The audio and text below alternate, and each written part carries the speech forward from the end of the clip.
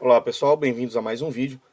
No vídeo anterior nós mostramos uma aplicação da lei de Ampère, que é o fio que transporta a corrente, e nós mostramos a intensidade do campo magnético gerado por esse fio para regiões interiores ao fio. Então nós, naquela ocasião, naquele vídeo, nós escolhemos um caminho de integração. Então Rzão aqui é o raio do fio. O fio transporta uma corrente que está saindo do plano do papel. Através da regra da mão direita, nós determinamos a direção e o sentido das linhas de campo magnético. E nós escolhemos um caminho de integração DL, anti-horário, né, no sentido e direção gerado aí, no sentido e direção que as linhas de campo magnético indicam, para que a gente pudesse resolver o produto escalar que aparece dentro da lei de Ampère de maneira mais simplificada. Nós encontramos então que o vetor B, que é representado aqui por essas setas pretas que vêm da regra da mão direita, né, apontando o polegar na direção da corrente, e os demais dedos indicam a direção e o sentido do campo magnético gerado pela corrente interior ao fio. Então nós determinamos a intensidade do campo magnético para pontos dentro do fio a uma distância Rzinho da corrente. A expressão que nós obtivemos foi essa. Então o campo magnético para regiões interiores ao fio é proporcional a R, ou seja, cresce linearmente com R. Então hoje nós vamos descobrir como o campo magnético se comporta se a gente tentar calcular o campo magnético exatamente na superfície do fio. Então, o fio de raio R, visto aí de cima,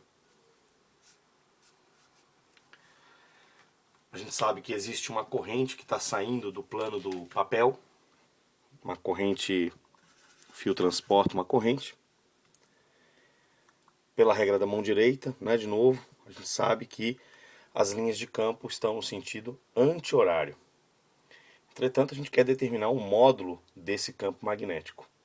Para isso, a gente tem que escolher um caminho de integração que coincida exatamente com a superfície do fio. Então, vou colocar aqui bem pertinho, só para a gente representar o caminho de integração. Então, o caminho de integração que, na verdade, coincide com a superfície do fio. O caminho de integração tem raio Rzinho igual a Rzão. Rzinho igual a Rzão, que é o raio do fio. Esse é o caminho de integração de interesse agora.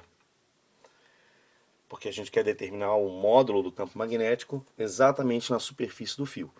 Da mesma maneira do que no caso anterior, né, as linhas de campo magnético são no sentido anti-horário e o campo magnético tem essa forma. A gente tem que escolher um caminho de integração DL que preferencialmente, não é obrigado, tá? Mas preferencialmente é interessante que seja também no sentido anti-horário, para que quando a gente faça o produto escalar entre B e DL, a gente encontre o cosseno de zero, que é 1.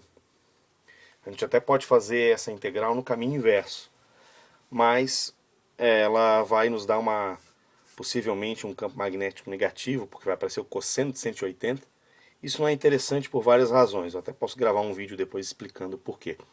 Como o caminho de integração pode ser escolhido, vou escolher um caminho de integração no sentido anti-horário, porque esse é o sentido das linhas de campo que eu encontro através da regra da mão direita.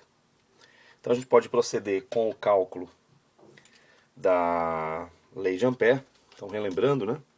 A lei de Ampère diz que a integral fechada do campo magnético escalar um determinado caminho, ao longo de um determinado caminho, é igual a uma constante da natureza vezes a corrente interna a este caminho.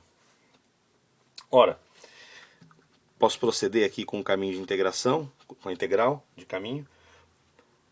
Produto escalar entre dois vetores é o módulo do primeiro, o módulo do segundo, vezes o cosseno do ângulo entre eles. Mas a maneira como eu escolhi o caminho mostra que em todos os pontos eles são paralelos, de maneira que o cosseno do ângulo entre eles é cosseno de 0 graus. Isso é uma constante da natureza. E é muito fácil de ver que o meu caminho de integração, como ele coincide com o raio do fio, ele envolve toda a corrente interna. Então essa corrente interna é o próprio I que o fio transporta. Pelas razões que eu expliquei anteriormente, o caminho de integração é simétrico em relação à corrente I. Ao longo de todos os pontos do caminho de integração, B é constante. E por isso, e somente por isso, é que eu posso tirar o B para fora da integral.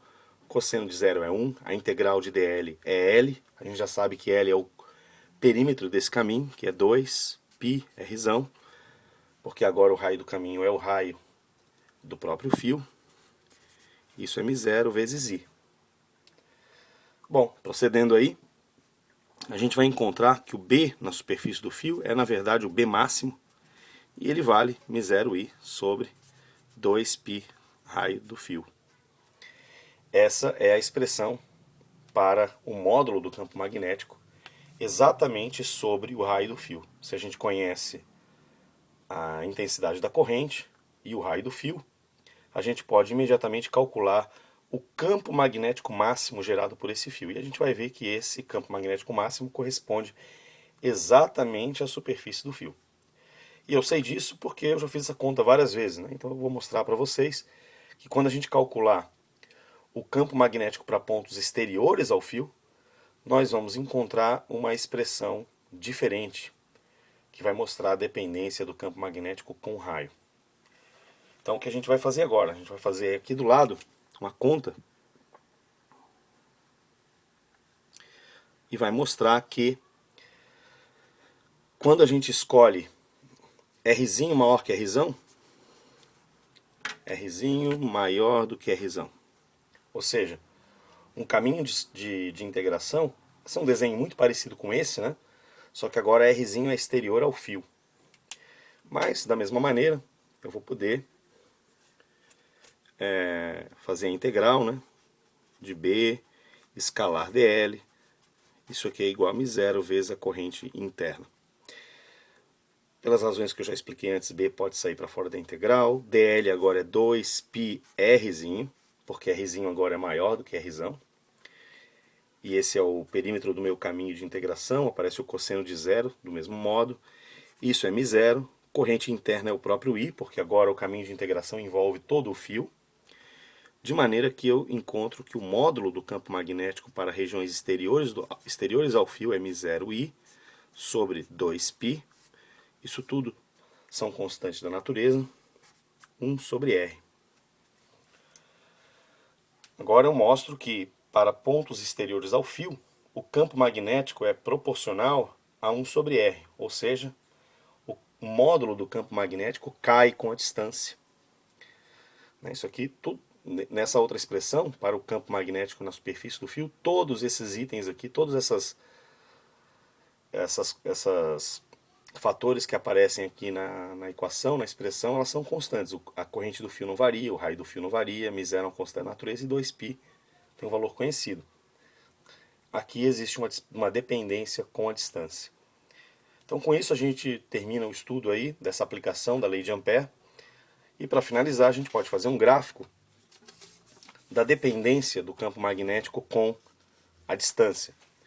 Conforme nós vimos, desde o centro do fio até o raio do fio, a dependência do módulo do campo magnético é linear, com a distância. Eventualmente, em R igual a Rzão, o campo magnético é máximo e corresponde ao valor que nós calculamos. E para fora do fio, cai com 1 sobre R. Essa é, portanto, a dependência do campo magnético em função da distância. Muito obrigado por assistir e até o próximo vídeo.